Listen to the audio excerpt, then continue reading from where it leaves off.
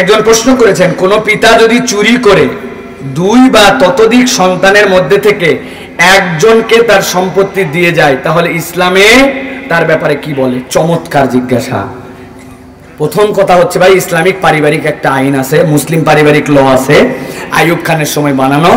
আপনার বাপ যাই করে যাক মিরাসের ক্ষেত্রে, আপনি যদি মুসলিম পারিবারিক আইনে আদালতের শরণাপন্ন হন, কোনো কিছু টিকবে না, সব সম্পদ সুন্দর করে বন্টন হয়ে যাবে, সব সম্পদ সুন্দর করে বন্টন হয়ে যাবে, যা নিয়ম তাই। আপনি ইউনিয়ন পরিষদে চলে যাবেন, যাওয়ার পরে বলবেন আমরা 4 ভাই ছিলাম, 4 বোন, আমার ভাই আব্বা গোপনে গোপনে অমুককে যাওয়ার সময় বলে গেছে এই সম্পত্তি, কুলাবে না। তবে পিতার একটা অধিকার আছে ভাই, এটা আবার শরীয়ত আপনাকে অমান্য করতে বলে না।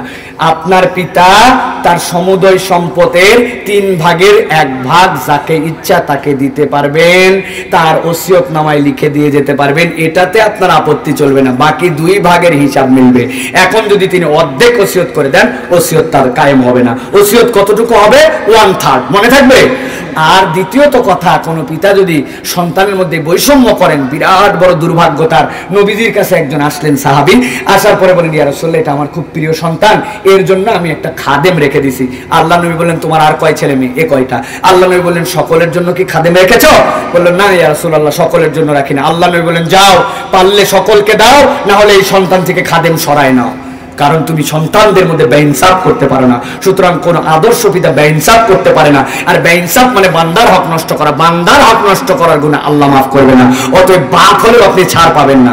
আশা করি পুরো ব্যালেন্স প্রশ্নটা শুনে তারপরে মন্তব্য করবেন, অর্ধেক শুনে যেন কথা বলবেন না। আশা করি আপনার উত্তর পেয়েছেন।